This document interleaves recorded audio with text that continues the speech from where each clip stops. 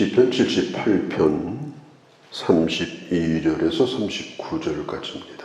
시편 78편은 아삽의 시입니다. 교훈의 시입니다. 하나님께서 주신 은혜를 생각하면서 교훈을 삼고 자녀들에게 또 주님을 예배하는 회중들에게 가르치는 설교, 교훈이다, 이렇게 볼 수가 있겠습니다. 이스라엘 가운데 가장 큰 지파인 에브라임 지파가 북쪽으로 올라가서 북이스라엘을 세웁니다. 그러나 그들이 결국은 하나님을 반역함으로 아수르에게 망하게 됩니다. 78편 9절의 말씀이에요.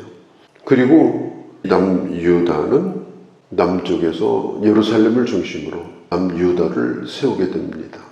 그들도 결과적으로 하나님을 떠남으로 바벨론에게 망하게 되어집니다. 가장 중요한 것은 뭐냐면 그들이 하나님의 은혜를 망각했다는 겁니다. 망각하는 것은 하나님의 은혜입니다. 사실 잊어버릴 건 빨리 잊어버리고 털어낼 건 빨리 털어버리고 사는 것도 은혜예요. 그러나 잊지 말아야 될 게 있습니다. 그것이 뭐냐?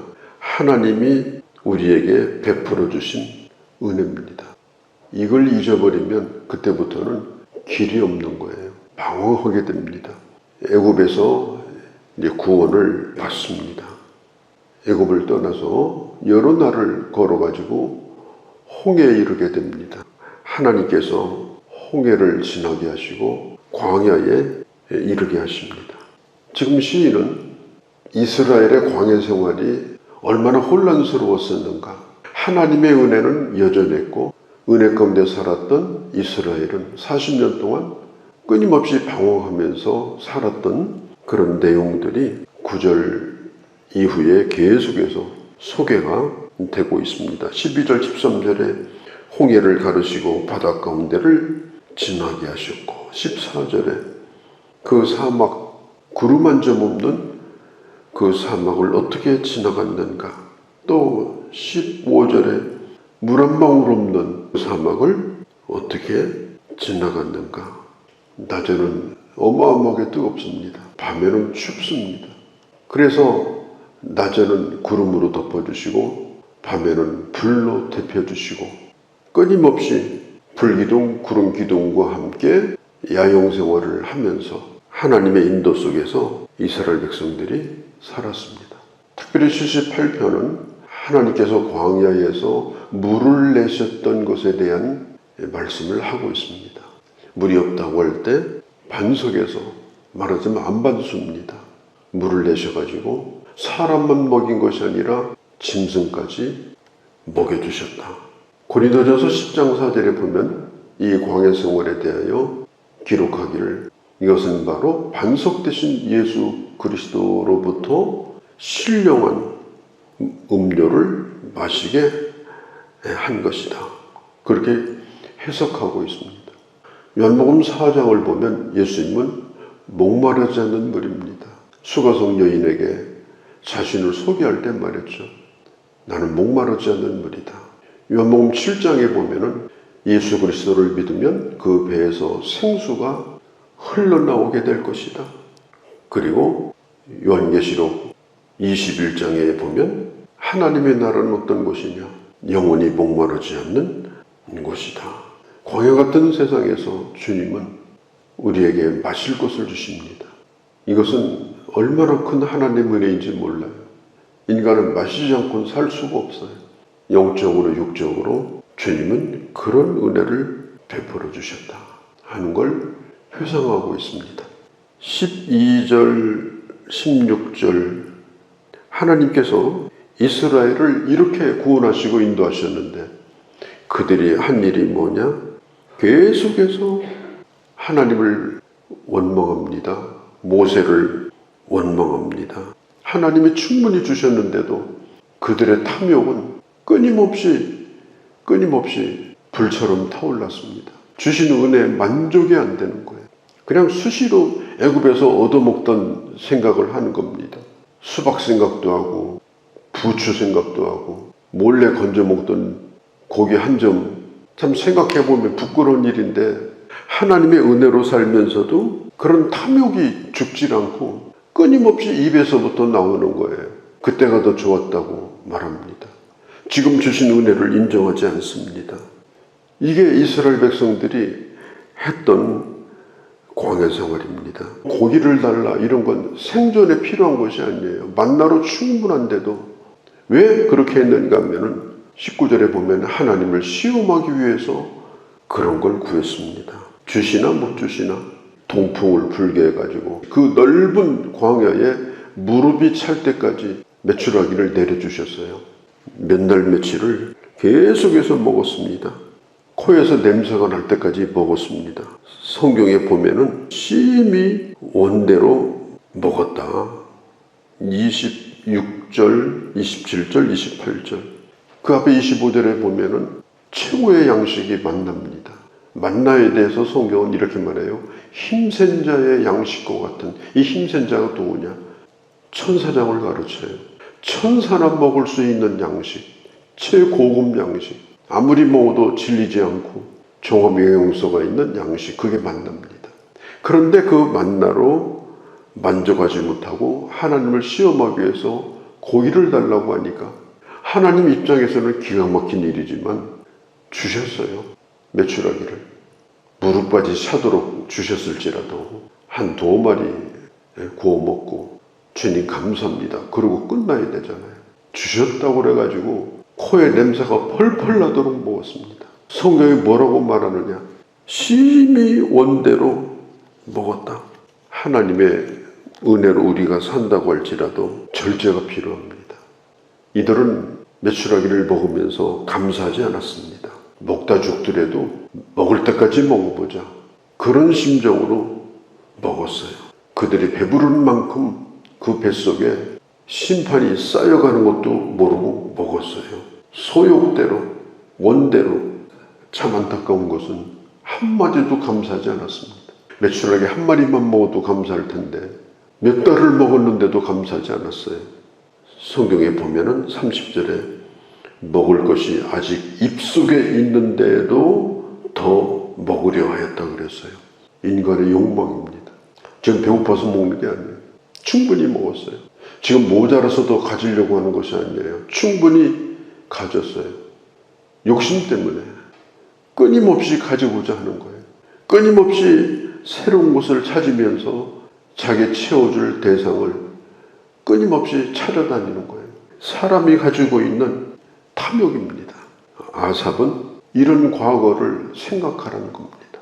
고린도전서 10장 1절에 보면 이스라엘 백성들의 과거 역사라고 하는 건 오늘을 사는 우리에게 거울이 된다라고 분명히 말하죠.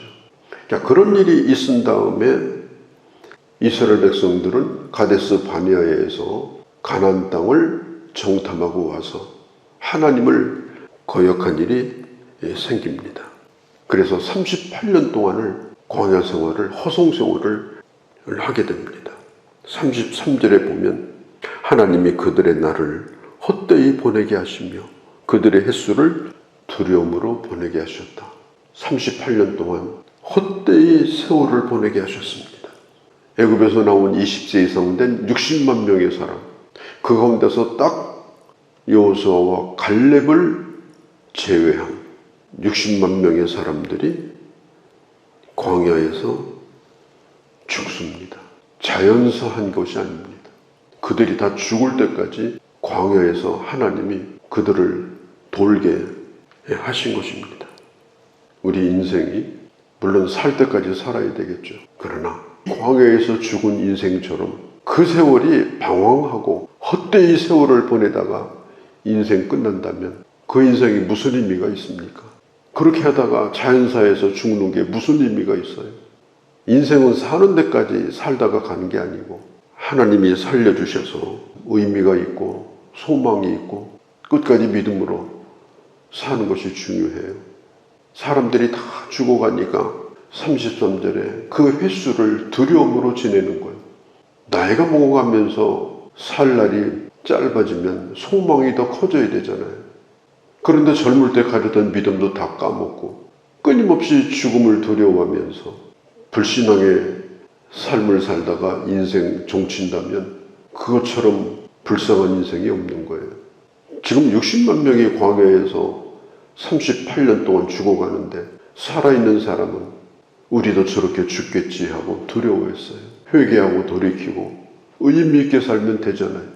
죽음이 두려운 것이 아니라 주님과 함께하는 삶을 사는 게 중요한 거 아닙니까? 힘든 일이 있으면 36절처럼 하나님에게 또 아첨을 잘 해요.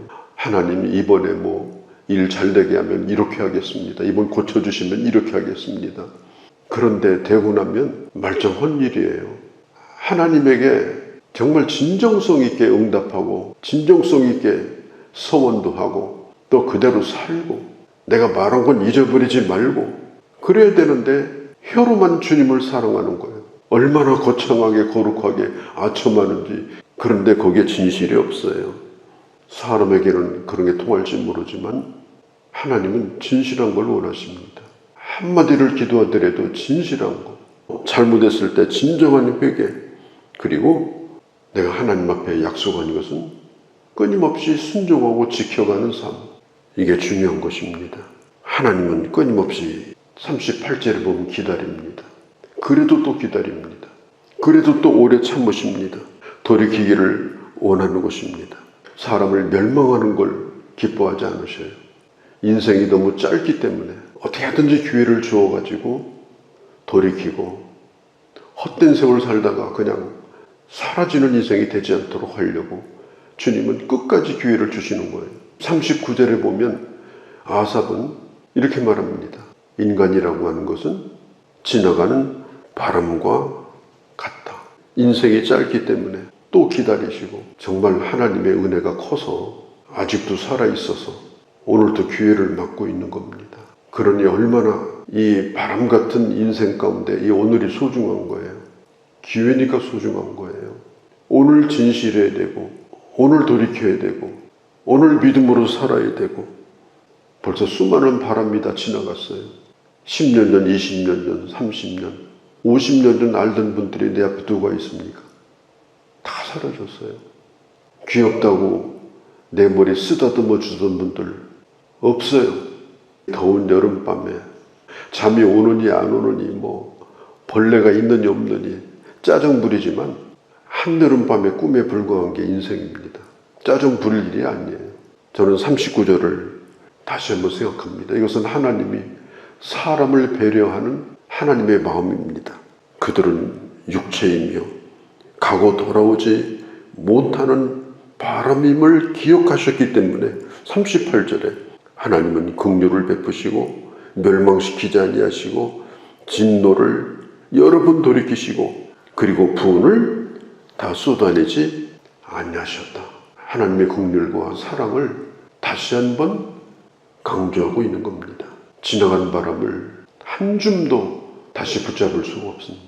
지나간 건 지나간 겁니다. 중요한 것은 앞으로 주어지는 기회입니다.